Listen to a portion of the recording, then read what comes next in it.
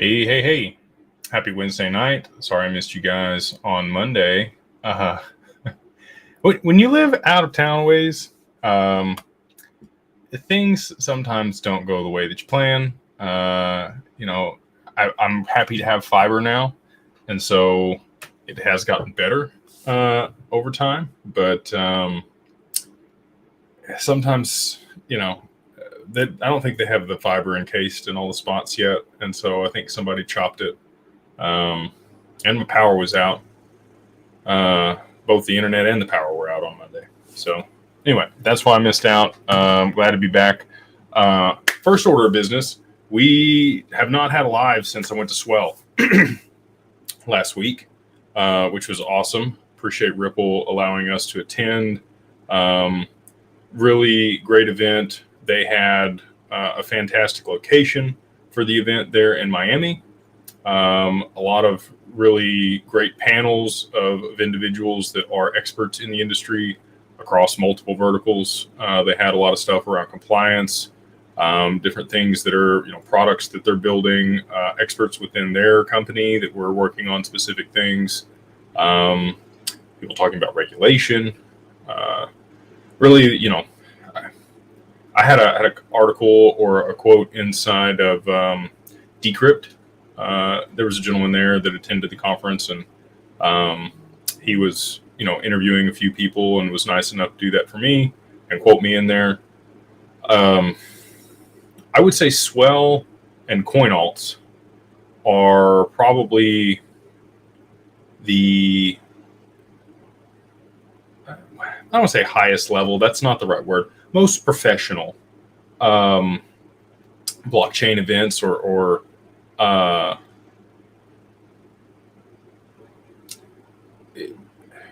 crypto related, digital asset related events that I've been to in the past 2 years. Unfortunately, this year CoinAlts was the same time as Swell. So our chief compliance officer and operations officer, Aaron Freeze, went to CoinAlts, and Max and I attended Swell this year. So if you guys have any specific questions about, what happened at Swell, speakers at Swell, I will drop some things here. I've already talked to the Mastermind group about it multiple times, just the sentiment of the people that were there, and, the feel that I got versus last year. I think people that have attended multiple Swells would be able to tell you this one definitely felt more exciting and like things were more imminent than they were last year. A lot of the panels and discussions and things that were said last year alluded to the fact that there was still going to take some time for regulations to be worked out, and compliance and digital identity and custody, and a lot of the things that are the cornerstones or bedrock of what's required for all the cool, sexy stuff that people want for digital assets and real adoption of these networks for financial institutions and enterprises, for whatever those applications might be. Obviously, people that are watching this are probably a little more payment focused than the average Joe out there who might care more about things for your ID or your medical records, which I think is another huge application for sharing those. If somebody can figure that out and integrate those systems into hospitals and other situations where people might need to know those things. So let's say you're on an airplane, you're allergic to peanuts, and for whatever reason you eat a peanut. It'd be great if somebody knew that's what you were allergic to and they could give you an EpiPen. I think there'll just be a lot of different applications where this stuff really helps actually save lives and also make things significantly more efficient than they are today. So, but anyway, back to the Swell talk. We did get to see Brad. We talked to him on the way out. Michael Arrington stole the rug. I don't know if you guys saw that or not, but funny. Yeah, Brad was not happy about that. The text messages that Arrington posted, I can almost guarantee were from Brad and his statements about that situation. So anyway, again, just super grateful for Ripple allowing us to go. We did get accepted, and We talked to their Ripple X, the grants team a little bit. We got to meet Jim Flannan, who, reports on all the stuff to do with the case. Wednesday night was the last day of Swell, and they filed late. The SEC did not file on Wednesday. They missed it by a day, and now we've got an extension for Ripple's ability to file for an extra 14 days. It's interesting. I don't know why that's like the counter. I would have preferred to just get dismissed personally. I don't think that's going to happen. Very weird that they would push it. Then you've got Chris, making donations to the super PAC that supports Kamala in kind in XRP. So now they've accepted that as a donation, which I think that's strategic, and I think if you were going to do it, Chris is the guy to do it. Obviously, he's been on the Democrat side and has supported that side. And I don't have any feelings one way or another. I don't think it, I don't want to say it doesn't matter who's in control, but I think things are used and people are brought in order to create certain things and make certain things happen. And you need a narrative and a personality and people to be behind something. If you are going to incite change and you need a champion for that, I think Trump has positioned himself really well to be the champion for blockchain and crypto and Web3. I just heard some news that something's supposed to come out about Kamala tomorrow. Who knows, man? People throw out all kinds of stuff. So I don't put too much stock in anything. Like I said, I'm confident that this technology makes it through irrespective of who ends up in office. Maybe we don't even have an election. There's still that chance. I know people don't talk about that, but anyway. With that, if you guys have, again, specific questions about Swell or all the other wonderful things we talk about, so estate planning, mitigating taxes, the wealth management, how you can earn yield on things, different strategies in the space, I'm game for all of it. So we'll go ahead and hop into the questions here. This is about you guys and Q&A. So we'll go ahead and get to it. Jesse Escobar, number one, he's the first one to make a comment tonight. He says, happy Wednesday, happy hump day. If we have a liquidity event, which price folks above the threshold for moving assets into a trust, what options exist to avoid paying taxes to still move the assets over? So a couple things. And I've never really pushed LLCs.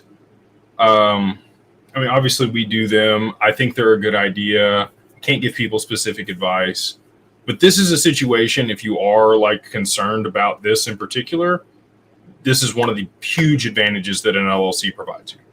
Okay, so if your assets are in an LLC and you want to gift small pieces of equity to other people, we actually just had a conversation with a CPA firm that helps with this today. So let's say you're the 100% owner, you're sole owner, you move all your digital assets in here, you get 100,000 XRP. That's what you put in there. Current value is what, like $52,000, something like that. It goes berserk. We get the $1,000 XRP. Okay, like moonshot, crazy, flip the switch, all the things, right? The back end of the stock market gets kicked on because that's the only way that's happening. Just transparently, there needs to be actual transactions moving over the network at scale to drive price that high. Anyway, so let's say it happens though. All right, so now you get $50 million. Or no, you'd have, what would that be? You got 100,000 XRP. We're at $1,000.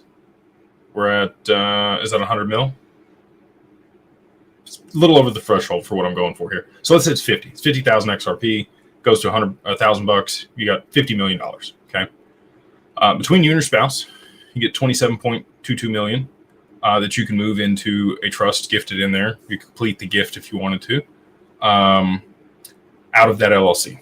But let's say, you want to move more in there than that. One of the ways that you could do that if you're in the LLC is you could gift small pieces of equity to your children or relatives or other people you want to take care of anyway, right?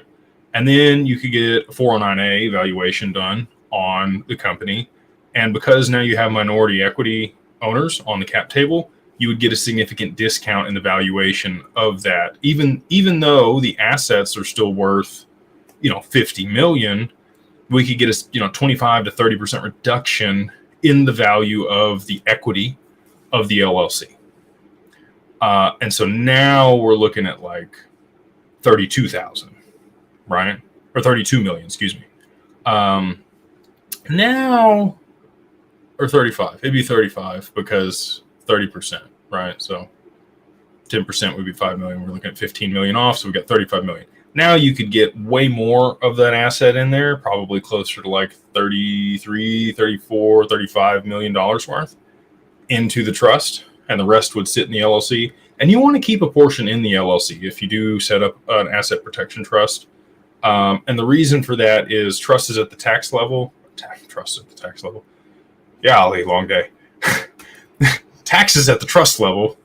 Anything over $15,000 produced by the trust is taxed at 37.5%.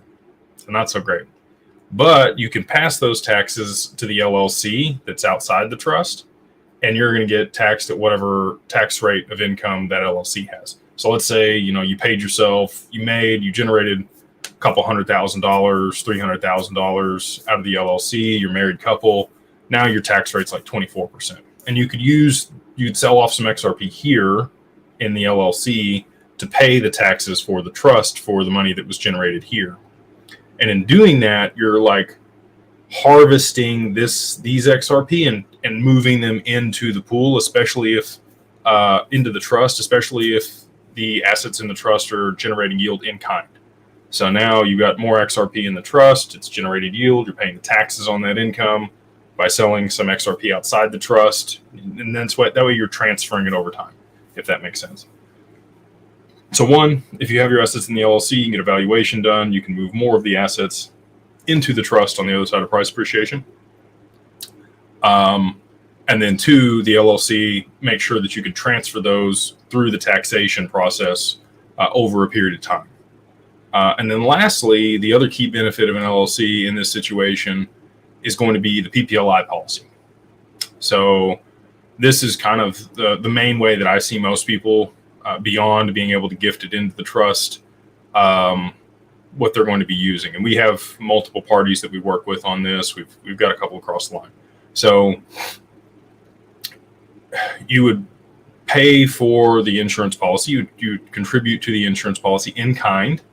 There are some specific stipulations on the diversification of the assets once they're in the policy. So I'm hopeful that we will see the XRP ETFs passed. You've got a Grayscale trust that's out there. If you wanted to remain completely allocated to XRP for the upside in it, you can own XRP, but it would have to be inside of a structured product, right? So 55% of that policy could be just plain XRP. The next 10% could be FXRP. Okay, so now you've got it on the Flare network, you got a wrap token. Another 10%, the next 10% could be you invested in Grayscale's trust. And then the last, 5 and 10% there, 25% could be in ETFs. You could contribute in kind. Now you're still completely XRP if that's what you wanted to do, or whatever asset, right? If you got other assets that you want to move in there, you've got some diversification already, even better, because now we can move those in there and we don't have to shuffle things around and get creative. Normally, you have to have at least 5 million to be able to do that. We are working on an IDF, which should probably be out Q1 next year. It's a little more hassle to set up. We could get it done quickly if we had the capital and the resources. But an IDF is an indexed, an insurance. I'm not sure what it stands for, to be honest with you. I'd have to look it up. Anyway, it's what PPLI, like if you have PPLI, you can invest in the fund. The F stands for fund, insurance direct fund, something like that. And there's a marketplace for it. We could have that structured, and you meet the diversification rule, and that actually lowers the threshold, so you don't have to have the full 5 million. You could get in that. You could invest in kind with like $1 million. Okay, so if you wanted to set it up, again, you're probably gonna have over 5 million if you're going that route, but just in case, we have that option.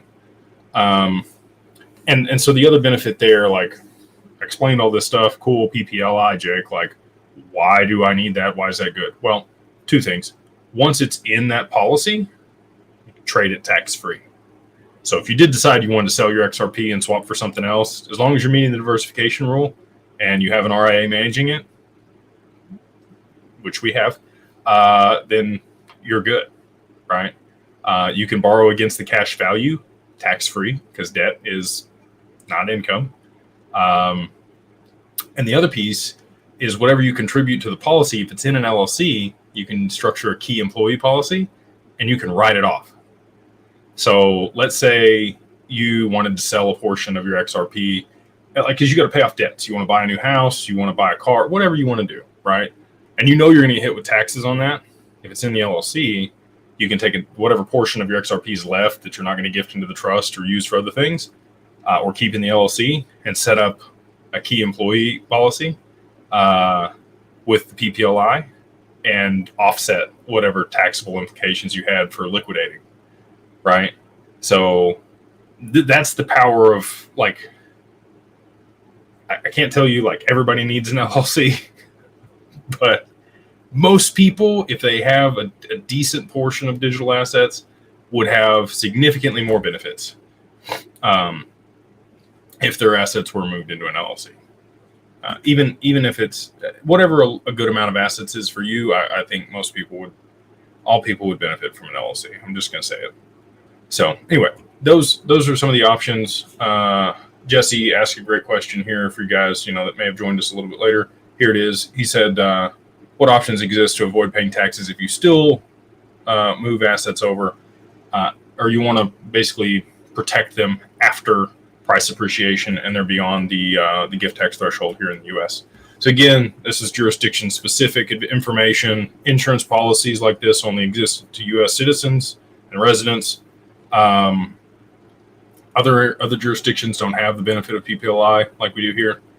And you could set up an LLC if you were an international party here in the U.S. You need a TIN number, a tax identification number. It takes a little bit to file for. We can do it if people want that. But again, you're tying yourself to the U.S., so think through that. Probably have a conversation with an attorney wherever you live before you do that and make that choice. If you plan to move here to the U.S., it makes a lot of sense. But we've got a couple clients that are in Australia and a couple other places globally, India, that are going to move here after price appreciation. So it makes sense for them to go ahead and set that up. But anyway, great question. And I'm sure other people have it as well.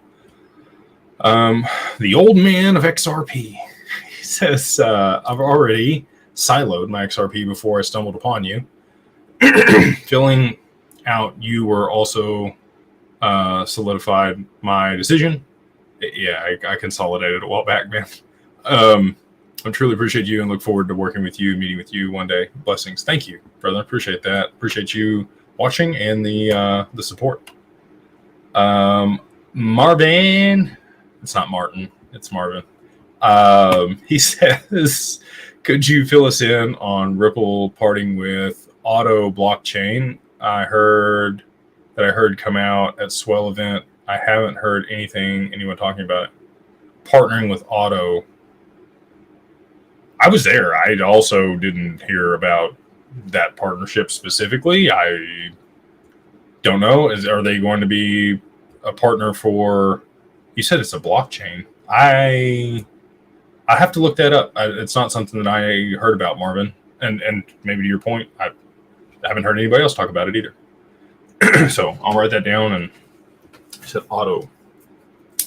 I know another product that's Auto, and if it's spelt the same. So the product that I know that's Auto was put out by MG Stover, and it's an accounting reconciliation software for digital assets that fund managers use to make sure that their accounting is appropriate and reconciled. And they also want to, move that over to tokenized securities within the next few years. But I don't know about an Auto blockchain. I'll have to check that out. Atlantic Living, appreciate you being here. They say, if Harris, oh boy, getting into the politics. If Harris administration has to change their donated XRP over to an exchange. Does the SEC have to approve this transaction? Really shows hypocrisy in a way. I don't think you can donate securities is the whole point of that deal. And since they accepted it, they're saying it's not a security. So it's just further validation that XRP is not a security here in the US. I think they're just reiterating that and preventing any possible way that the Dems or somebody else could try to prosecute the asset itself, because now they've accepted it as a donation and value. And if they've liquidated it, and this may also point to the secondary sales of XRP. I'd have to look back at the appeal, but I think that was part of the things that were, being discussed. And so that's technically a secondary sale if she liquidates that and uses the capital to fund her campaign. Anyway, I think it was very strategic. I know a lot of people are upset about Chris. Again, I don't care. But I think on Ripple's part, it's a very smart move and strategic in that, donating in kind, I think presents some wrinkles that make it difficult for the Democrats or the SEC or Gary to come after XRP as a security moving forward.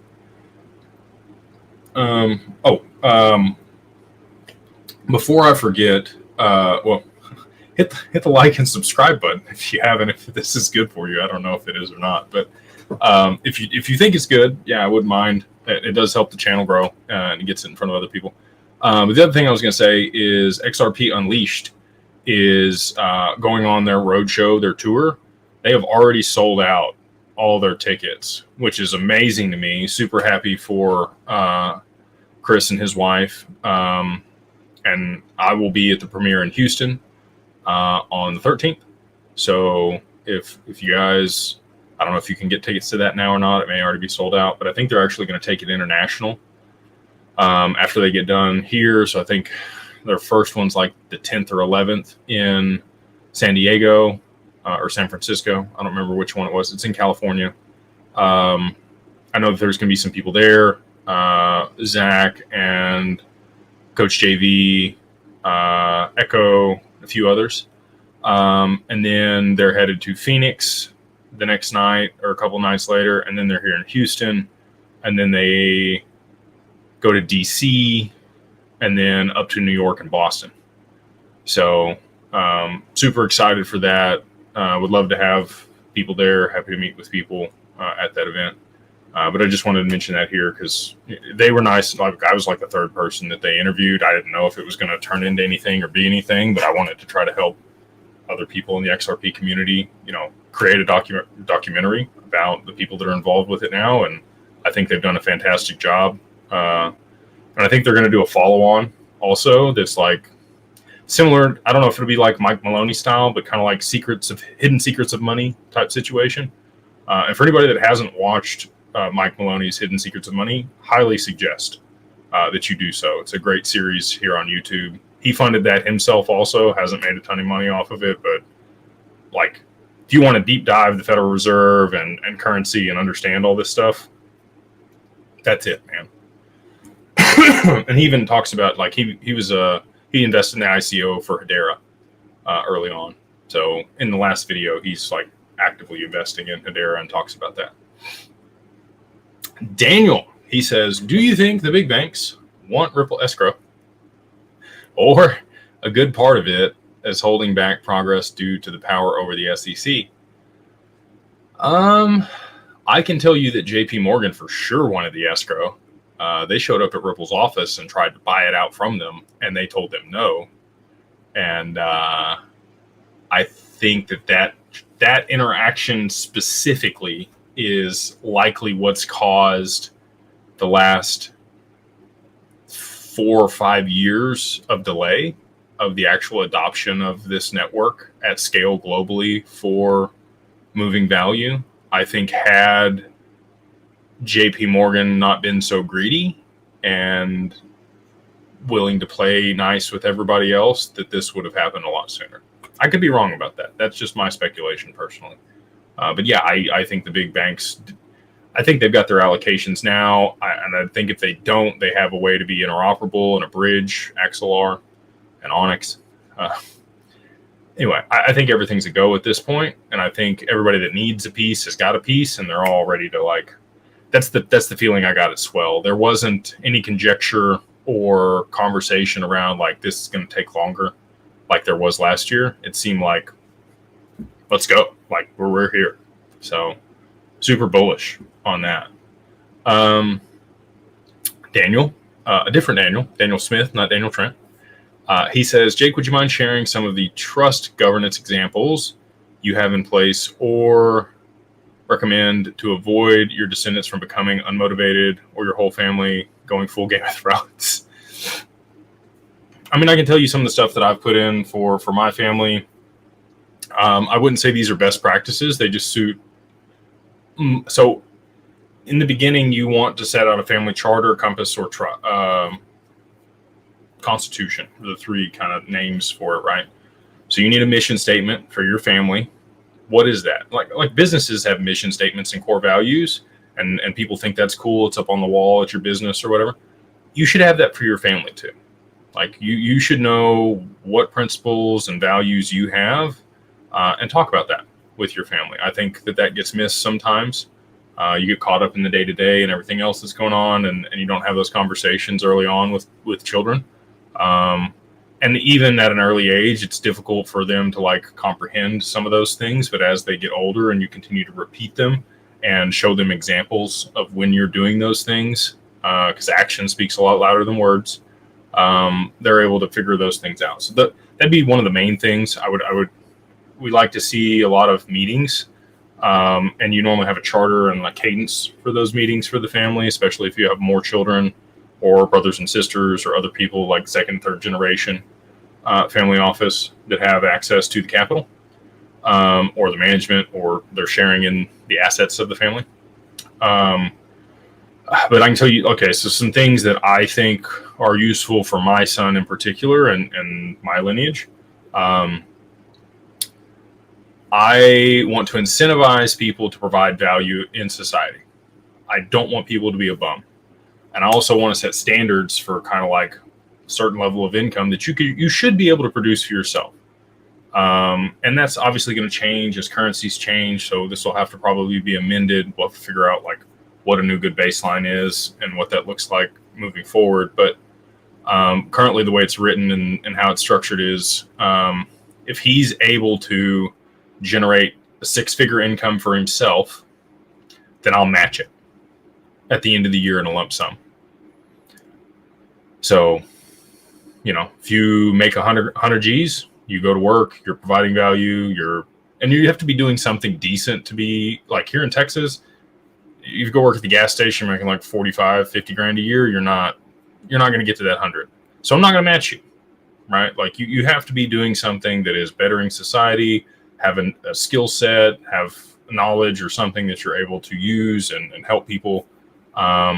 And I don't know that I haven't put parameters around like what helping people is, but it's definitely something I talk to him about on a regular basis. Providing value in society. So with that, if he makes at least 100 grand, I'll match whatever it is at the end of the year in a lump sum. So if make $500,000, give you another $500,000 at the end of the year. And then, there's probably have some stipulations around what can be done with that capital also. But I don't want to say it's free money, but like you kind of has his choices, right? Secondary to that, well, not secondary, but aside from that, his education, I'll pay for him to go anywhere. He can go to school anywhere he wants, don't care. But he's got to go to 4 events per year that I stipulate, and attend them and learn, right? So if you want to go to school for underwater basket weaving at Harvard, cool. But you got to go to these 4 business conferences that I know are going to be beneficial for your ability to help run the family business or work in some capacity and provide value in society. Those you have to attend. And as long as you go to those and you are actively participating and you're learning from those events, pay for whatever other education you want. We'll set up a life insurance policy for him. So I don't think it'll be PPLI. I mean, maybe we'll do PPLI, but he'll have $1 million life insurance policy that he can draw against for whatever, right? I'm not going to put any stipulations on that. Hopefully, I've done a good job as a parent in helping him be financially educated and showing him what a good use of funds would be. But if he is ever down on his luck or shunned from the family or does something messed up and he needs access to a line of credit, he's got $1 million, right? People want to, I don't want to say what a dog Trump, but like I hear a lot of people say, well, if I had access to money, I could do it too. And maybe that's the case. But I know a lot of trust fund kids that have ended up with drug addictions and in prison and dead also. So you want to make sure that you're instilling values in people and they understand the risks associated with this stuff and like how to manage it well. And if you don't have a structure or way to be able to help people with that, then it's good or bad, right? It's a tool. It's how you use it. So anyway, life insurance policy. And then the last piece, if he wants to come to the family for us to invest in something, we don't do startups. No startups. Go bootstrap it. You got $1 million line of credit. Go figure it out. Make some business mistakes. It's not going to be on our dime. If you want to acquire a business, cool. It's got cash flow. It's got good EBITDA. Like it's got good margins. There'll be stipulations on that. You got to bring 20% down. Same thing for an apartment complex or a property, piece of real estate. The family will loan on that and it'll be a low interest rate and it'll be very competitive, probably a percentage or two below prime instead of, having to go to the bank and try to get something done. You can come to the family and get it done a lot faster, especially if it's on a business or an existing business that already cash flows or a piece of real estate. And the comps look good and everything, meets the criteria that our wealth management team stipulates. Then, we'll loan the other 80%. And that's the collateral. Obviously, if he defaults on the loan, then the family takes over and it's okay. But as long as he comes with 20% down, and I don't care how he gets it, as long as it's legal, right? So if you can go raise that money from somebody else, you can draw it down from your life insurance policy, you can go hustle it up, you can go work and build that cash reserve and then go buy the property or start the business, not start the business, but buy a business. If he wants to start a business and he's able to hustle it up and like get it cash flowing and doing well, I'm happy to make introduction to VCs that are in my network that, would help him out. And the world works that way, right? It's about who you know. That's one of the other things I'll say about the Mastermind. Like, we're going to continue to aggregate fantastic people. The culture there is awesome. We want to maintain that. But at the same time, a lot of high-level professionals are in there that do have specific expertise around things and certain vocations or professions, and they have a deep understanding about certain types of investments. And I think that community will continue to grow in that respect, even on the other side of price appreciation. And so just the access that the people in there will have to other people, that one, would be able to syndicate deals with them, or two, be able to vet deals or help them get things done, I think is going to be unparalleled in comparison to anything else out there. So anyway, I've rambled on this one. Hopefully some of that stuff was valuable for you guys and just kind of gets you thinking about, I've seen other people structure it where, they give a certain income to their children per year, irrespective of what they make. I don't really like that. I want alignment for behaviors and incentive. I'm a chase the carrot. Some people need a swift kick in the ass. I'd like to promote more chase the carrot people in my family as things go along. I've seen other people, they're going to put the down payment on their first home. They'll pay for a vehicle, cell phones. Like, you can stipulate a lot of stuff in there that are just basic needs for people. But I also think that there's a lot of value if people do have to struggle for stuff. Sometimes it's an age or an income that you have to get to before the help comes alongside, right? So it's like, I got to get to this and then that'll happen. Like, there's a guy in Dallas that I talked to that I think is going to do a PPLI policy with us, that he's got a trust that kicks in when he's 35, right? He's very similar age to me, so he's almost there, but not quite. And so he's kind of, I don't want to say, but he's hustling. He's doing great. I think his family did really well to teach him, business and what he's doing. But at the same time, he knows at 35, like, it's good. But he also wants to be able to turn that money he wants to 4X that money that he's going to get in his trust. And then he's like, all right, that's enough. I make sure that my kids are taken care of. I've got 3. I can give them the same amounts, type stuff like that. And you do want to structure the infinite banking, right? Where you're taking out life insurance policies on people, and whatever debt or whatever they're borrowing from the family or borrowing from stuff, the cash value of the policy pays back the trust, basically whatever was borrowed upon their death. And then you're always made whole. There's never any loss. That's the whole premise behind the infinite banking. So, anyway, rambling on there. Let me know in the chat if that's valuable for you guys or not. A lot of these discussions, like especially those, are had on the Carbon 2 level of the Mastermind group. We talk about that almost on a weekly basis. Tuesday nights we have those meetings. And those are a bit more intimate, like 15, 20 people show up at a maximum. It's a Zoom call, and don't record those. So people share some personal stuff on there. I just don't feel it's appropriate for people to be able to listen back to them later. But again, a lot of the conversation around the group there tends to be a bit further along. They have trusts and a good portion of their estate set up. They have their assets under management in qualified custody. They're about to start earning yield, or they're looking at strategies for borrowing against it to be able to deploy it into other investments. Just higher level questions than we have most of the time in, Carbon 1 or social. Let's see here. David J. He says, hey, buddy, U.S. getting a little scary at times for future taxes.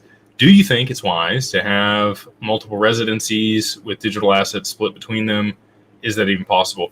Yeah, it's absolutely possible, David. We have a partnership with Nomad Capitalist, and they can help you get, visas and residency and citizenship in other jurisdictions. If you guys don't follow that channel here on YouTube, I think they do a great job talking about all those things, right? So the gentleman that started that channel, he used to be a U.S. resident. He's renounced his U.S. citizenship, moved abroad to Portugal. Very favorable tax jurisdiction. And you can get your citizenship there, or Monaco, or Dubai, Caymans. There's a couple, and there's like 5 or 6 international jurisdictions where you can purchase property in certain amounts or make a donation to their government, and voila, you get to become a citizen. It still takes time. If you are going to renounce your U.S. citizenship, you need to be working on that 12 to 18 months before you plan on doing it. And just be aware that the U.S. can come after you for like 10 years. Like the U.S. is not somebody to mess with on taxes. They exit tax here is ridiculous. So I think having international citizenship and moving abroad and working double tax treaties and working with other governments and CPAs in those jurisdictions to mitigate taxes can be a very effective strategy if you do plan to live outside the U.S. If you're just concerned about the U.S. like taking your money or taxing you, I would just use the tax code. Like, again, people are probably going to get stirred up about this, but I'm going to point it out.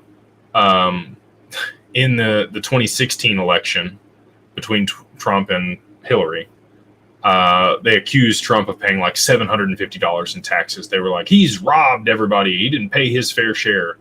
And he's like, you guys do the same thing. Like, the tax code is written a specific way for a reason. And I just exploit all the same benefits that you guys do. And now I'm bad for doing that for some reason. We can print the money, right? We've seen that we can print the money. Why do they need our taxes? Inflation's taxing you. You've got income tax, you got death tax, you got gift tax, you got sales tax, like you got property tax. There's not anything that doesn't have tax anymore. When I'm getting on my high horse, but like the founding fathers came over here and like threw tea overboard because there was tax on the tea. I think we do need some taxes. I like roads. I like schools. I like libraries. I like hospital. Like there's a lot of things that I think are beneficial and need to be there for public goods and services for people. I think there's a better way to do the taxes, and I think that they will likely move that over to. I think Trump wins. Just my personal thoughts, and I think they know that if they move things onto the blockchain and we have stable coins, that they're able to tax every single transaction, and there'll be more transactions, and so they can just implement like I'd be cool if they just pumped the sales tax to like 15%. On anything that wasn't a necessity, and I didn't have to pay any income tax. I'm good with that. And I think that would be more than enough money if everything's moving on chain to cover schools, roads, like all the things that I mentioned that I think should be public goods. I do think that there should be some subsidies and food stamps, and like people fall on hard times and you do need help sometimes, right? You don't have a rich Uncle Teddy that can take care of you. Not everybody does, right? I wish I did, but like you do need help sometimes. And so I think government programs are beneficial. I think that there'll likely be some form of UBI. Again, I like a free market. I like capitalism. I have specific beliefs about things, and they lean that way. But at the same time, like I understand why all this other stuff is beneficial too. And I think there'll be like a come together moment with a lot of this technology that allows that to happen. And I don't think we're going to get unrealized capital gains tax. I think that that's just a scary, narrative that they're putting out there. That's going to run a lot of people away because it's over 100 million, right? Like a lot of people with the digital assets, especially if you're holding a good chunk and you do anticipate price rising pretty rapidly, you could be in that category, right? And if you have unrealized capital gains and they're going to tax you 25% on it, like I'd want to say a French word. Like that's not I'm not doing that. I will leave. I'll figure it out. I'll structure it in an insurance policy. I'll do whatever I need to do. They're not getting it. And not because I don't want to give it to them, because I think it'll be misappropriated. If I had trust in the government, they would appropriate the funds correctly and use my tax dollars to benefit my community and the people in my ecosystem and my family, I'd be fine with paying it. But I at this point, I don't trust them to do that. So hopefully I think the tariffs make a lot of sense. Anyway, I'm rambling here. Probably need to get to more questions. I have questions on the tariffs. I'll take that one below. Let's see here. Diane, she says, sent you a message via Discord. Too long to post here. I signed up 3 months, unable to get a hold of Mickle. The Discord is not a good method of contact. Can't stay working. Email is the best way to get a hold of us, Diane. If you just want to email info@beyondbroke.com. That is by far the best way to contact. And Mickle's not really involved with the mastermind. He's on the wealth management side of things, which is completely separate of the mastermind. Max and I and some of the moderators there would be able to help you if you do email info@beyondbroke.com.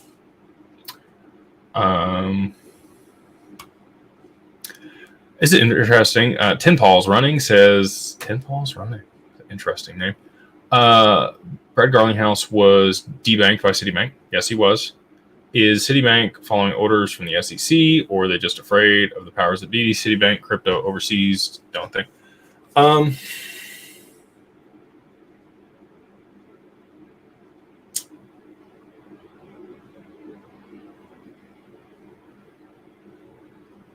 don't know how. Sorry, I'm pausing because I'm thinking. he was debanked, and he was upset about that. I can tell you that because of coin alts. He was very vocal. That the implications of the case were very real for him and Chris. So a lot of people are like, oh, it's orchestrated. Even if it was orchestrated, like the implications on their personal lives were still real. Okay, they've had problems. I think banks in general are just scared if there's not regulations around things, and they won't touch it. And just by association, you can have, like, as an example, you're in high school or college, you're in a vehicle, your buddy deals dope. You don't know, he's got some dope on him. Okay, you get pulled over, right? And the cop asks you to get out and searches the vehicle, finds the dope on your buddy. Now you're complicit. You were taking him to a drop, right? Like, you didn't even know. I didn't know what was going on, but I was in the wrong place at the wrong time with the wrong person. I think banks are scared of those types of situations, not like with the dope, but just like, I don't even want to be involved. I'm just going to separate myself from this situation because of the potential liabilities, and I'm sorry. Like, we just can't do business with you. Did that for weed too. There was a ton of people that got debanked for marijuana stuff, right? So there's any industry that's on the edge or the fringe, and there's not quite structured regulation around how things are going to be done at a federal level. Banks are just going to throw their hands up and say, nope, not worth the liability. Go about your merry way. Sorry about your bad luck. I don't think it was anything specific against Brad. I just think it was the situation in general. And I don't think it would have been any different. It could have been any regulatory body. It could have been the CFTC. It could have been FINRA. It could have been the FBI. Like, I don't think it matters which one it is. I think they just would have been like, there's your keys. You drop them outside. You can go on, you know? So I don't think there's a bigger conspiracy there, or Citibank's bad, or any of those things. I think they were just doing what's best for their company. Kurt, appreciate you, sir. He says, thanks for all you do. Would be nice to see a rush of liquidity flood in right before the election in this water sign of Scorpio. I'm with you. I'm waiting on T Corona Borealis, just like everybody else. We'll see. I take it all with a grain of salt, you know. I like. I think that stuff matters. I do think that, you know, people use astrology, and it fits my life a lot of the time. So it's always something interesting, and I like to look at it. And yeah, hopefully, you know, like I said, at Swell, they seemed super bullish. So hopefully that's the case, and it's here in 2024. Gary, he says, do you know about iTrust Capital? I do know about iTrust Capital. I also know about Bitcoin IRA. I know about Quest Trust. I know about Forge Trust. I know about pretty much every IRA service in the US that works with people in crypto. Our wealth management group also does that. So if you'd like some information about how to earn yield on your assets in your IRA, you can email info at Digital Wealth Partners.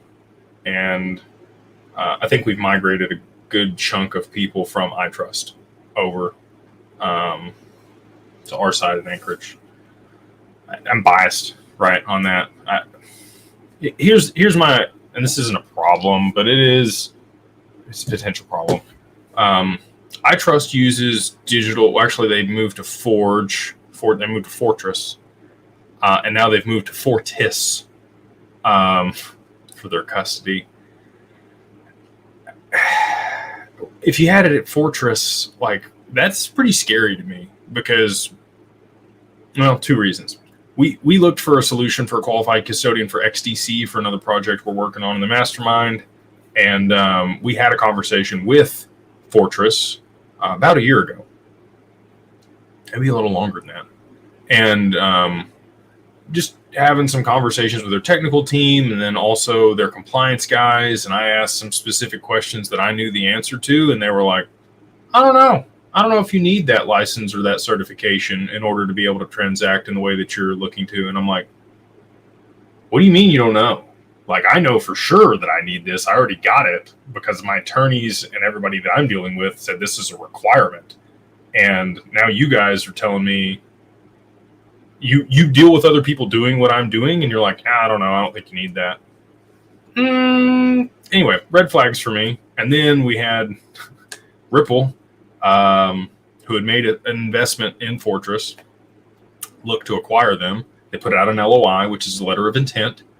They did their due diligence on it, and then they backed out. They were like, nope, never mind. We don't want that rat's nest. That's a problem. And so they didn't end up acquiring that qualified custodian. We know that they went on to acquire standard custody later in the year. But anyway, if they were holding your assets there, that's... I don't like talking bad about competition. Not what I would have done, right? We know that Anchorage is the only federally chartered bank here in the U.S. that does have the crime insurance and the level of security that's required for an RIA to participate with them in the capacity that we are. And they are also the only federally chartered trust bank that allows for staking rewards on your crypto.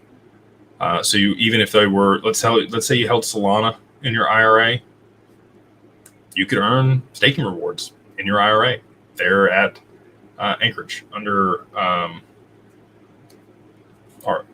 the Wealth Management's arms management. So would love to help you with that if that's something you're interested in. Again, it's info@digitalwealthpartners.net. Or you can go to digitalwealthpartners.com. Or, sorry, .net. digitalwealthpartners.net. Lauret. What's going on, man?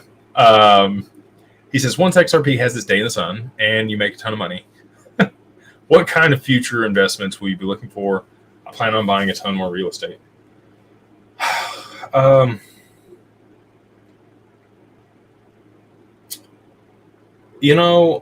think I'll probably stay 50% in crypto for sure. Just because that's where my competency is. I have a very deep understanding of this asset class. I spend most of my time looking at it. I'm actively working on companies in the space and developing technology for it. So I might be different than other people in that respect. Like this is my lane, right? Whereas if you just made an allocation and it's going to hit it big, but you know way more about real estate, or you know way more about oil, or you know way more about gold or anything else, right? One of the things that we work with families to do in their family charter or compass or constitution is they have an investment thesis, and they have specific lanes that they outline that these are our lanes of competency. These are our professionals that deal with that. We're going to continue to allocate capital in this area with this criteria to make sure that we're doing it effectively, and we're going to continue to see upside, and we're mitigating risks. And that's different for everybody. Everybody made their money in a different industry. A lot of people are making their money in crypto, probably have an understanding of crypto, right? So I don't think it's a bad idea, especially if you do understand, what networks are going to be adopted and why prices would be increasing on specific tokens or networks. If you saw adoption for certain use cases, continue to allocate there, right? Now, again, to your point, if you've already got some real estate, you've already done some deals under your belt, and you feel good about that. And there's lots of different types of real estate too, right? Like you got wholesale, short sale, flips, residential, commercial, raw land development, industrial. There's tons of different zoning codes and different types of investments. And then you have, even inside multifamily, you could be doing primary markets. You could be doing secondary or tertiary markets. You could be doing value add, like new construction. So much to learn, right? And you should hopefully find a niche that you think is going to continue to expand I was telling my wife this earlier today. Sometimes it's not about how hard you work or row. It is about what boat you are in. So if you see something in real estate, like as an example, malls are having a problem, right? Almost everybody's moving to, shopping online, Gen Z and millennials. I buy stuff on Amazon. Anytime I can buy it on Amazon and I don't need it today, I buy it on Amazon. I don't drive to an hour to the mall this direction or an hour to the mall that direction. And unless I absolutely have to get it same day, I'll just order it. That's how the world's going, right? And I think a lot of these large and office buildings are the same way, right? There's tons of commercial real estate that's just been not abandoned, but not used since 2020 and COVID and everything that happened then. So if you had expertise in data centers and you knew how to retrofit certain types of properties for data centers, because I think that market's going to continue to expand significantly over the next decade, and you could repurpose real estate that you could buy on the cheap into data centers, boom, right? Like that area is going to continue to grow, and you could figure out systems and processes and like ways to scale that. I think that'd be a great way to go. And it could be any niche like that. You just want to figure out like where a market's moving, how to position yourself before it gets there, what things to look for, criteria, and then scalable systems to implement, and then just steamroll it, right? Like get a few, go work through the kinks, and then like, especially if you have the capital and the resources, like you can build something pretty significant in whatever investment thesis you have. It could be charging stations. It could be helium or hydrogen powered vehicles, right? Like you could be acquiring specific corners or air rights, right? Like if you think things are going to be flying, like I don't know. I'm spitballing here, and there's lots of different things that you could be looking for. Mineral rights, you could be looking for air rights. There's a lot of things on the real estate side. Maybe if you think gold is going to be more valuable or oil is going to be more valuable, you're buying mines or drilling rigs or equipment companies in either one of those, right? AI is another big one. So as an example, there's a guy here that sells to Bitcoin miners and AI companies. And he's vertically integrated. He makes the stuff overseas. He has it shipped here. If they don't pay his power bill that he sends them in a certain time to the Bitcoin miner, he shuts down their computers and points it to his miner and starts mining the Bitcoin for himself. Like that's his collateral, which I think is genius. But he sells the same equipment to AI people, right? I like stuff like that because I don't know what happens to Bitcoin mining. Maybe it goes on for forever and it's super profitable and they retrofit dams and it becomes useful proof of work and it's awesome. Maybe it gets shut down by taxes tomorrow. I don't know. But because he's diversified and he's selling to AI people and it's the same equipment, which is interesting to me, the ASICs. And he passes back the depreciation on, and he has good returns too. So stuff like that. I'm going to be looking for asymmetric bets in growing industries that I have a decent competency in, or I know somebody on my team has been doing that for a couple decades and knows where the puck's going and has seen all the crap that happens in the industry and can tell me, like, I can hand him, a pitch deck and a one pager and some financials, and they'll look at it and go, no, or they'll be like, yeah, this looks good. And I can go, okay, cool. It's passed the sniff test there. Get it over here, have another conversation, and we'll make an investment in it. Depending on how much money I have, will also depend on how diversified it gets. And I also going to look for things in uncorrelated industries, right? So there's another guy that does whiskey and bourbon barrels. He's got a fund that does that. People are going to drink, whether it's they're sad, they're happy, they're poor, they're rich. Like, people drink all the time, period. Do I like being an advocate for that? No. I think alcohol can have a lot of problems cause a lot of problems for people. But at the same time, like, it's still going to go on whether I want it to or not. So might as well get the upside on it, right? And that's definitely uncorrelated from other industries. So stuff like that. And again, the wealth management side of the business for the family office, they'll be able to vet deals. They'll be able to bring deals to people. We'll continue to look for asymmetric bets and opportunities in specific industries that are uncorrelated, and have conversations with clients there as well. Oh, wow. Cisco, thank you. Thank you for the super chat. He says, hi, Jake.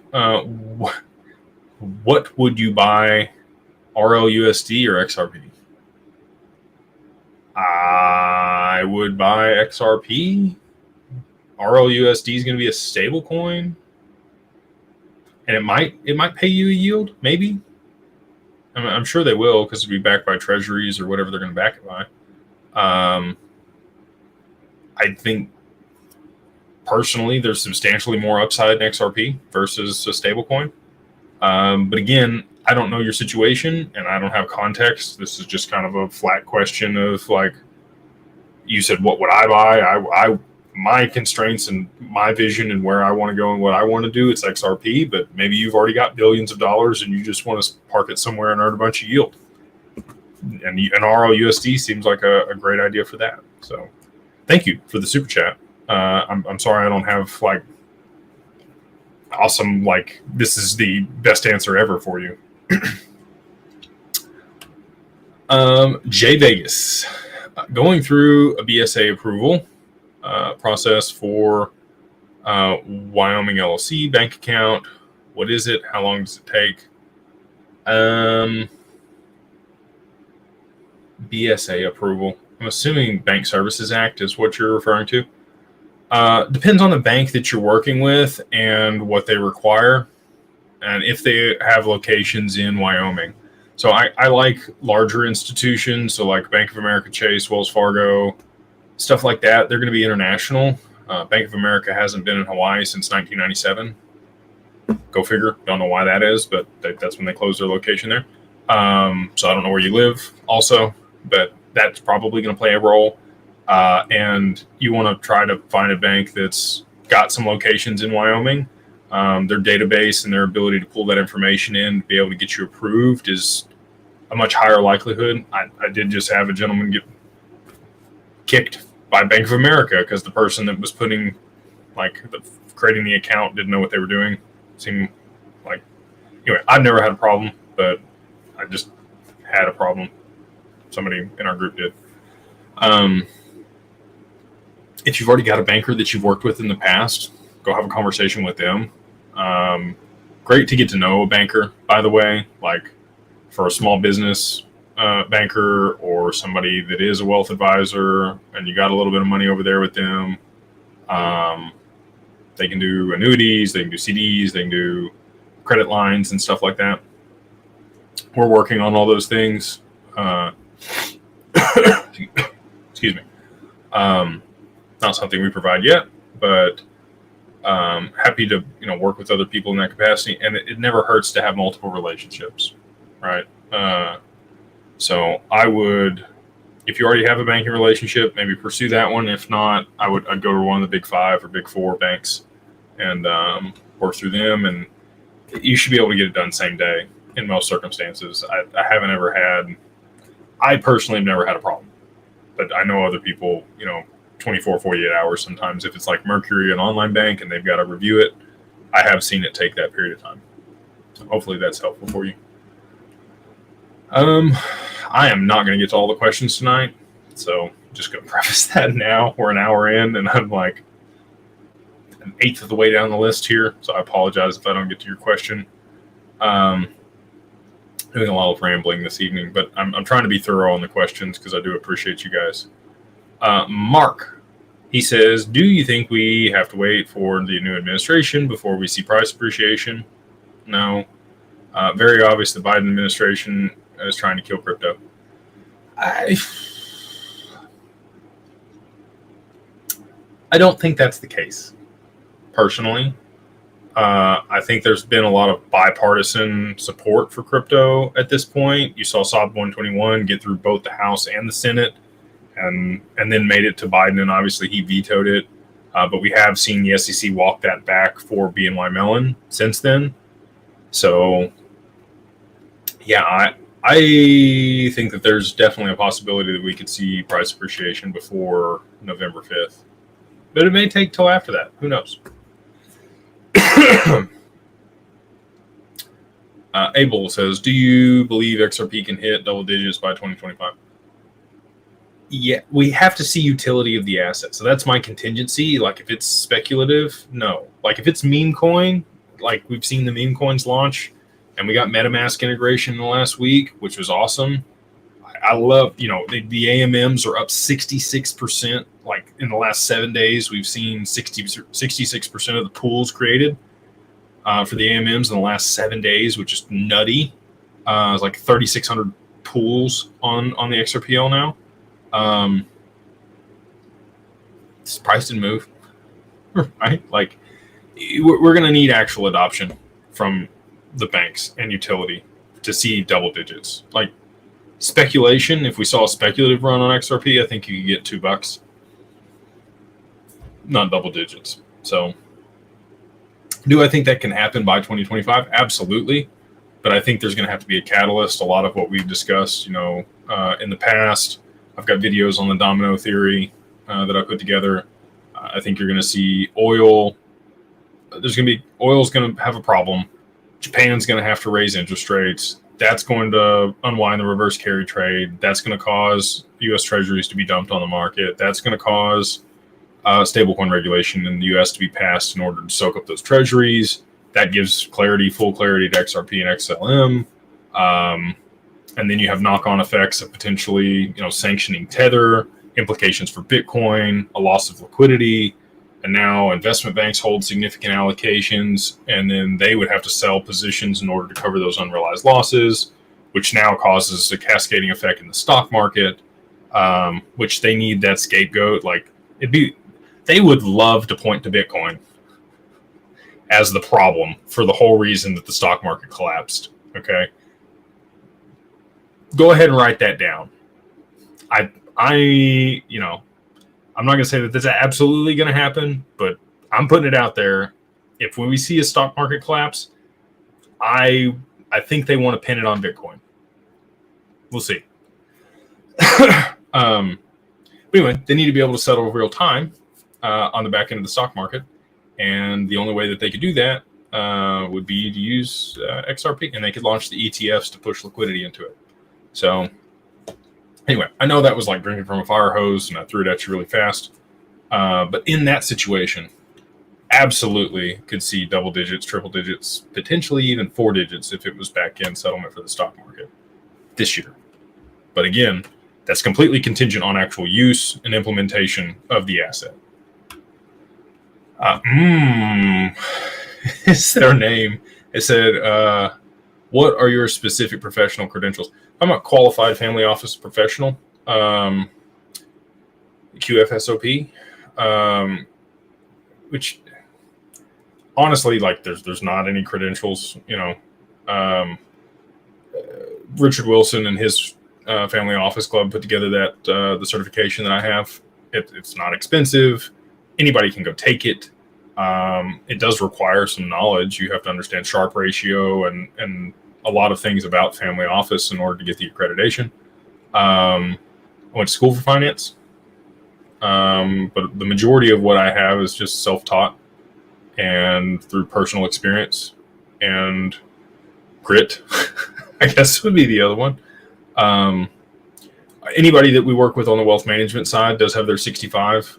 We actually just hired another advisor on that side the other day that got their 65. So excited for that. It is an SEC registered RIA. You can look it up. It's Digital Wealth Partners. It has a FINRA number.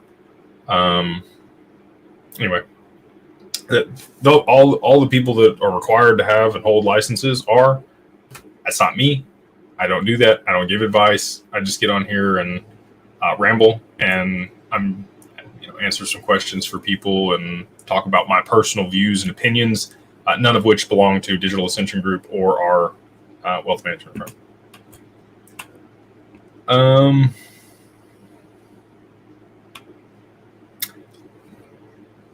Even if the contribution goes to the PAC, this is about the XRP, in the event that the funds are not used before the election, could the candidate take the XRP for herself?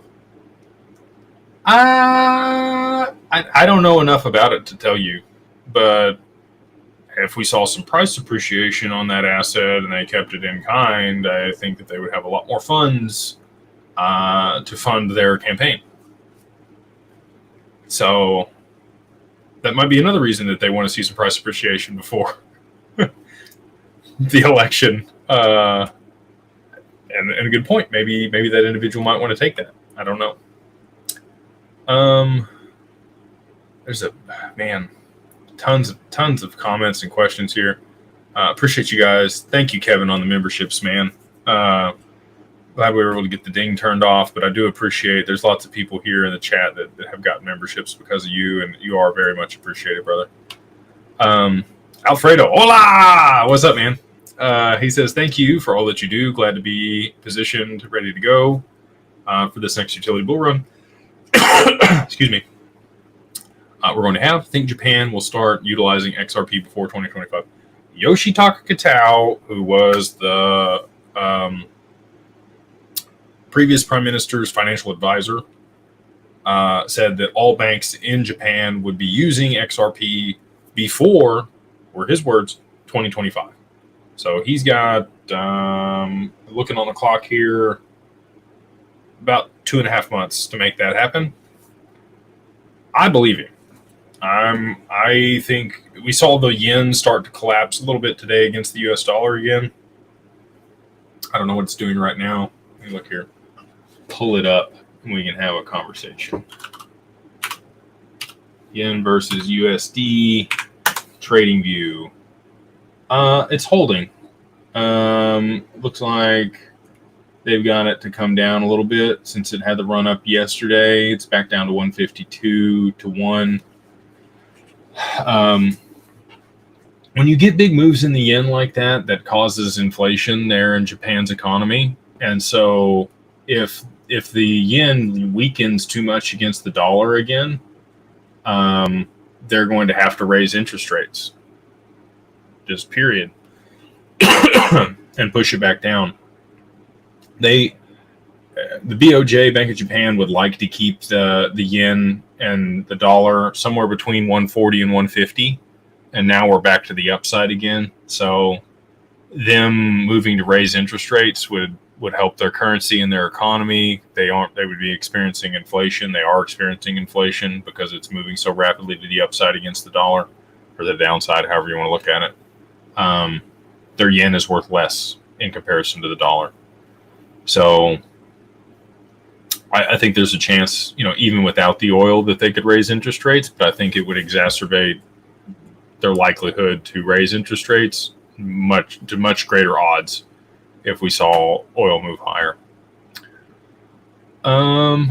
Let's see here. Man, you guys with the super chats, thank y'all. Honest Aim says, thanks for all you do for us. 823 and growing Mastermind members. That's crazy. Can't wait to see the movie in Houston on November 13th. Blessings to you and your family. Thank you, brother. Excited to see you down there, you and your wife. Good people. And we got 823 people in the Mastermind, man. That's awesome. I've talked about this before. We will shut off access to that on the other side of price appreciation. And if you do want to get in there before that closes out, you can try it for a free month. And if you don't like it, you can cancel. I just want to give people an opportunity to get in there and lock in prices and experience it. And if you have questions or comments or constructive criticism, we're always looking to provide more value for everybody in the group. Just go to mastermind.beyondbroke.com. And you can put in the promo code for 1 free month, which is Beyond Broke, all capitals, 1, the number 1, MO, for month. And that's also capitalized. And yeah, try it out. See what, you know, put it social or Carbon One, either one of those. And I have a bias.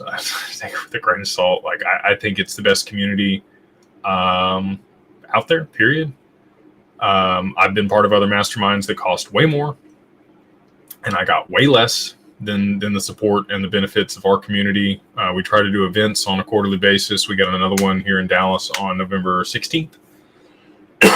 So, you know, if you're here close, local, you want to come meet a bunch of cool people IRL in real life that you might, you know through Discord or other social media platforms, you get 2 free drinks. We host it, and we have a good time and answer questions and sit down and chat. And we tend to have, I try to bring a couple of the other people that you may or may not know. Digital Outlook has come to a couple of them. We had Zach Rector at one. We had Verson and Vendel. Other YouTube personalities we have. People in my network. Other high-level professionals show up to these. Other people here in Dallas that do really well. So, you know, if that's something that interests you, and it's only open to Mastermind members. So, and on the other side of price appreciation, like I said, we're going to shut it down for like 30 days. We're going to raise the prices 10x. And anybody that's in there now gets locked in. Your prices never change. Even if you want to move up tiers, prices stay the same. And we'll also have exclusive, you know, a little bit more extravagant fun events on the other side of price appreciation.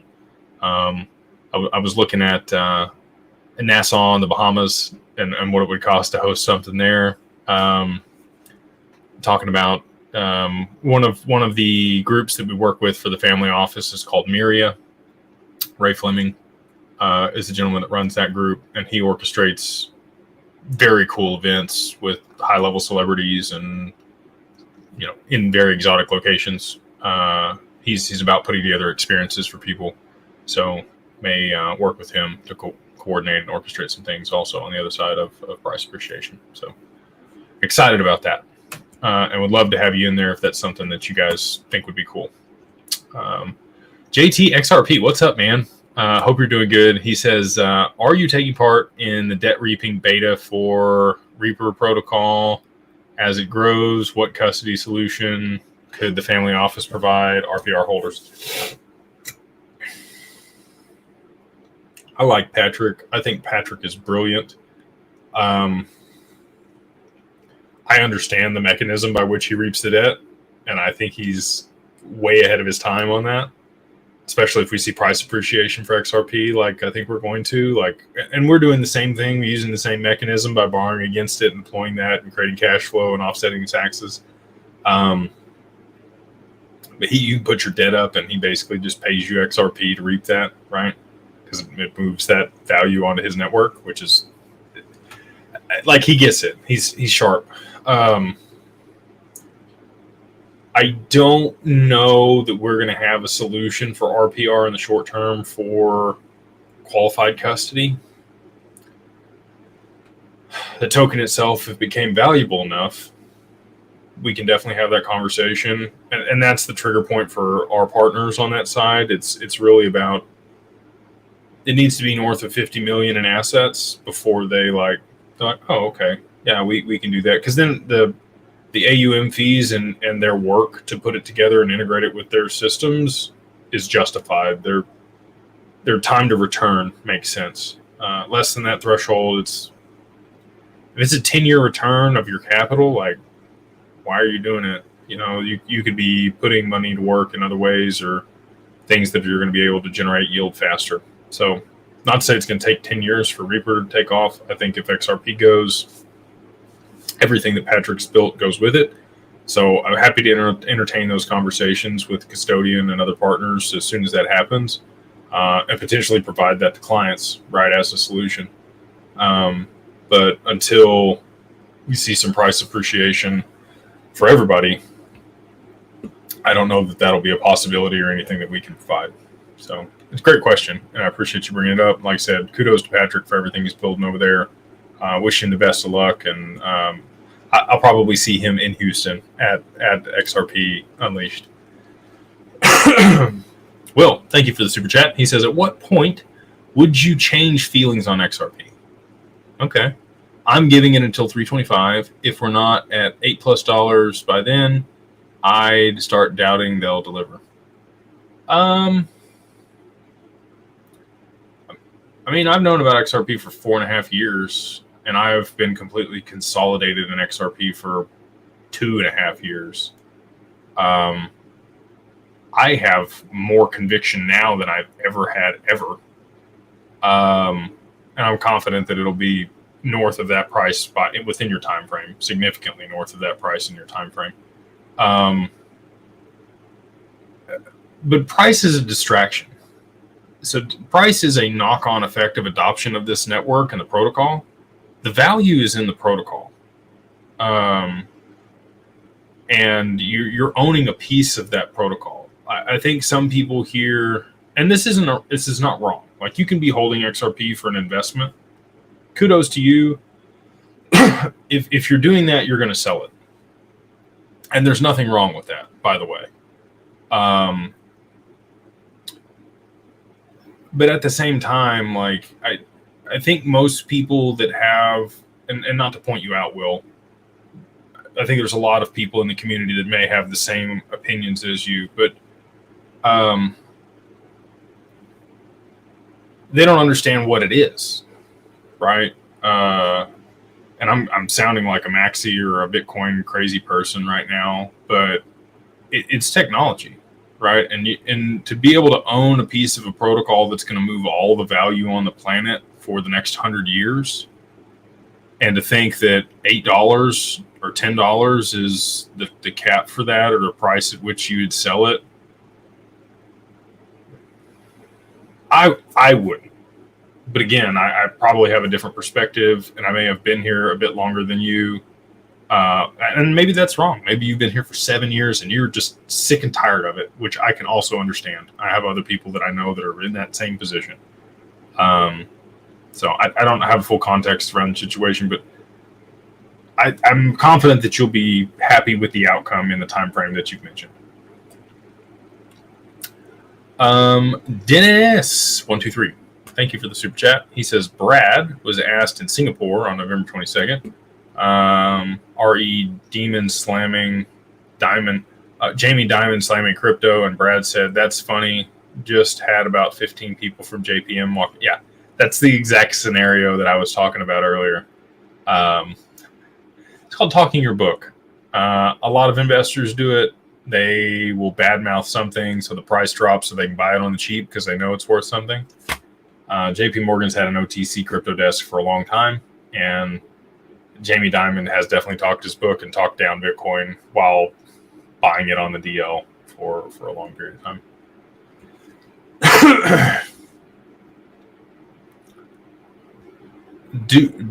Britt. I don't know if Britt Dickinson. I don't know. Maybe that's a real name. Could be. Not that it's a bad name. I'm just. I said I don't care about whiskey or bourbon. I just want to know when XRP is going to make any kind of move. Do you know? Q4 here is my expectation, and I do think it'll be utility driven, and I think there's going to be a catalyst with macroeconomics that causes that.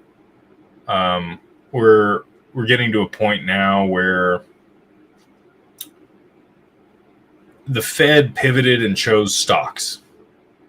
The pivot, that's what they showed. They showed that they were going to support stocks and basically try to burn treasuries, and that's not happened. Treasuries have continued to rise even with the lowered interest rates and the pivot by the Fed, which is not normal. Like, we are in uncharted territories for economic conditions right now. We have, I wouldn't say insurmountable debts because they're going to be able to surmount them, but like the levels of which things exist right now have never been this out of whack in recorded history.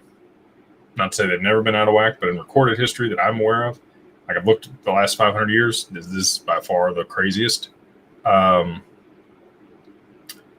think that we're going to get something here in Q4 that causes significant price appreciation for not just XRP, but maybe a couple assets.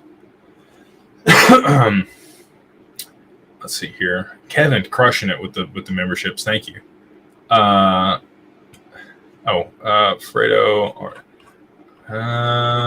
Let's get on down. I'll just go ahead and move on down. Well, I don't want to miss this one. Get down here to the bottom. Here we go. Ray says, I joined and now would like to set up and register. Who do I call? I'm assuming for Discord. You just email.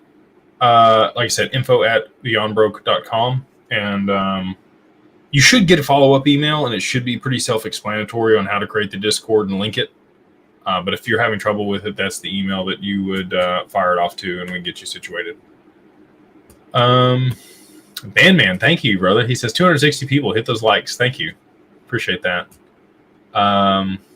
We are at about an hour and a half here. I do like to keep these consumable for people that listen back to them later. So probably going to take just a couple more questions, and then we'll wrap it up for this evening.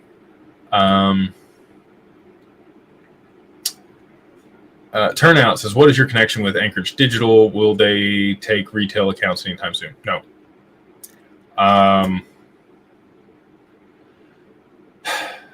So all of these trust banks are going to work with entities, right? Like, and then again, this is another reason that I recommend that you set up an LLC or a trust specific for digital assets, is because it does allow you access to a lot of these custodians and benefits that you're not going to get as an individual. We won't work with anybody that doesn't have an LLC or a trust set up for their digital assets. And it's not because we don't like working with individuals. We love working with people. There's just a lot of compliance and risk and liability associated with dealing with an individual versus a company. And the compliance side on our side is more stringent also. So it just makes it easier for everybody if the assets are in an LLC. And then you get all the benefits that I mentioned at the beginning here too. So if you have an LLC in place, you have the capability you just have so much more flexibility on the other side of price appreciation. You have the full tax code at your disposal to be able to offset the tax implications if you do want to take profit. Just on and on and on. Like I set my LLC for my digital assets a long time ago, set up trusts and done a lot of the estate planning. But if you hadn't done any of that, I would highly recommend. I do, like I said, I think price appreciation happens here in Q4, and I think a lot of people are going to be caught off guard and blindsided and wish that they had, been proactive and set things up a bit sooner, so that they do have the benefits on the other side of it if we do see some of the prices that a lot of people are hoping for. So, but to answer your question specifically, the wealth management side of our business does deal directly with Anchorage Digital, and they won't take any retail accounts. It's just business or trusts.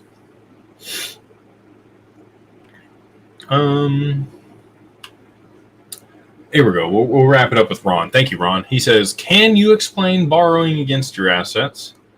Do I have to pay interest for the use of money? I am not clear on the process. Please give an example in your answer, step by step, please.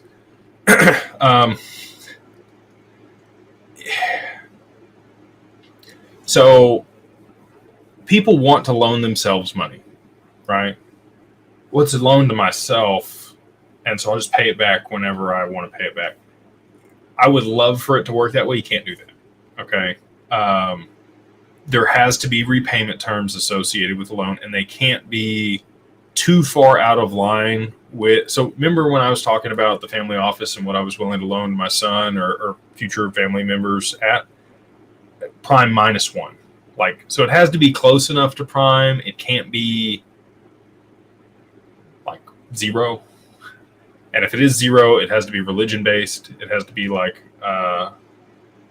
ecclesiastic type stuff, which is fine. There are some religions that don't believe in interest. They just charge a flat fee that's also about the interest that they would have charged. But they do. Anyway, so you need some type of repayment schedule. That doesn't have to be on like a stringent cadence. It could be annual. And so this is what I'm discussing here is borrowing against a PPLI policy. So if you structured that policy and you borrowed against the cash value, you have a little bit more leniency with those payment terms, and it's a bit easier. If you're borrowing against the assets themselves and they're in qualified custody and we move them into a sub account and we work with Arch Lending, interest rates can be like 10%. They're going to do that on a 3 to 6 month loan.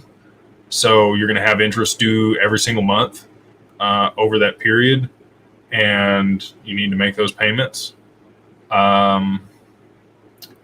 It is liquidity, but you still have to service the debt with, the money that you borrowed. You can roll it. It's interest only. It's a simple loan, right? So let's say you've made all the interest only payments and you want to use the same collateral to take another loan. Hopefully it's appreciated in value in the time that you've had it in the sub account. And now, you're even further over collateralized. You could just roll that position. So you're going to borrow again at the same terms to pay off the original loan for the full amount. And then you keep your assets there and you continue to make the payment on a monthly cadence. And you can continue to, keep that capital deployed wherever you put it to be able to, offset the income and have some income off that and then service the debt, right? Say you borrowed against your XRP and you bought a business and it cash flows and it's enough to service the debt plus an extra $20,000 a month in income for you, right? And you got some heavy equipment or something else at that business that you can use and depreciate and offset the income that you're taking. So that's a great scenario there. You didn't have to sell your assets. You still get the upside and the appreciation. You're able to service the debt with the cash flow off the asset that you purchased, and you're able to use depreciation out of the business or the property or whatever you bought to be able to offset any income that you're taking so you don't owe any taxes. And then that asset that you purchased, it's probably paying itself off also.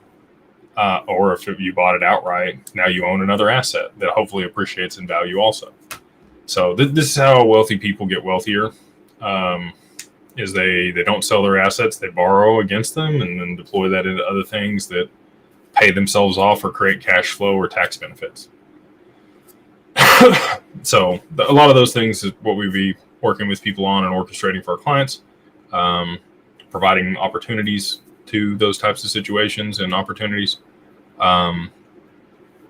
So hopefully that answers your question. I tried to give some specifics about the loan, the cadence. I didn't give you LTV. So most of the time, the LTV loan to value ratio is going to be like 40% against your XRP. So if you wanted a $400,000 loan, you got to put up $1 million, right? And again, you're going to have to be able to service the debt on a monthly basis. As the market develops and as more players come into the space and we see some institutional adoption, I think the interest rates that we're borrowing at will come down, especially if XRP got a tier 1 designation by the BIS, which I think is likely if we see implementation across the globe for moving value on the XRPL. But aside from that, until that happens, it's just, it's around 10% on the interest rate and 40% LTV.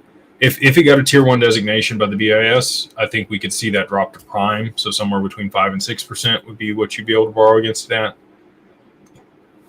And much longer terms also versus 3 to 6 months. I think that they would extend it for years, especially if they're able to rehypothecate it or use it as collateral for derivatives. I think that they would be very willing to loan against it in those scenarios. We're working on other solutions to be able to lend it out. It's a little risky in my opinion, but we have people asking for it. So it is something that we're looking to do and should have that solution, I'm hoping, by the end of Q4 for people. We currently have the ability to borrow against the XRP in qualified custody with Arch Lending, and we're working with, building that out, having other providers against that. Maple Finance is another one. And then we have a couple more weeks and we should have the capability to earn yield, a pretty significant yield if the models play out on your XRP through covered calls and puts. I came on here and talked about the potential that they could get called away. That's not true. The way that it's structured, we'd have another option to buy at like 10 cents above whatever the strike price was. And so you'd miss out on that little piece there of appreciation, like the 10 cents between $1 and $1.10. but you'd still get all the upside beyond that, right? And we would make sure that all those things executed and they were structured and in place. So you wouldn't have, if there was any loss of your assets, it would be very minimal, and you'd be making that up on the yield because the yield's generated in kind or could be paid in XRP back to your account in qualified custody that's insured and all those things. So that's the other side of that. You asked about the borrowing, but I just wanted, some people may want to like juxtapose those, right? So let's say you take a bigger chunk of your assets and you put them up and you're earning yield on them and you're making 10, 12, 15, 17% yield on, 80% of your assets. And then you take 20% of your assets and you borrow against it. So it's really going to be borrowing against like 8% of your assets, whatever that value would be. And the amount of money that you're generating off of the larger chunk is way more than enough to service the debt. And then you could just take the loan and live your life, and it's tax free, right? So there's always those situations too. And we can figure out how to correlate the amounts to make it where, the income off of one portion of your XRP was enough to service the debt on the other, and you just continue to borrow against it in perpetuity and it pays itself off. I think that'll be some of what our clients want to do as well. So hopefully that was valuable for you. Again, if you have any further questions, if you guys have, specific stuff on the wealth management side, I would email info@Digital Wealth Partners. If you have anything for family office, if you want to, schedule a time with me, you can go to digitalfamilyoffice.io is the website. And then finally, if you do want to be a part of the Mastermind and the group there and the culture and all the benefits that has, we do run private deals in that community. That's not something I mentioned tonight, but we'd love to have you in the Mastermind. It's mastermind.beyondbroke.com. And again, the free month is Beyond Broke, all capitals, 1, the number 1, MO, also capitalized. Get you a free month of Social or Carbon One, wherever you want to check it out. And like I said, if you don't like it, cancel. No skin off our nose. But we want to offer it to people and give them an opportunity to get in before we do see price appreciation and we lock it down and raise the prices. So with that, we'll go ahead and wrap it up. I hope you all have a wonderful evening. Thank you for hanging out with me on a Wednesday night. I hope you all have a wonderful week, and we will be back not next week because I'm on a cruise. So this will be the last live for a little bit. But maybe we'll run one up on Friday since we missed Monday, or another night this week. I'll let you guys know. But until then, y'all have a wonderful evening, a wonderful week, and we'll see y'all on the next one.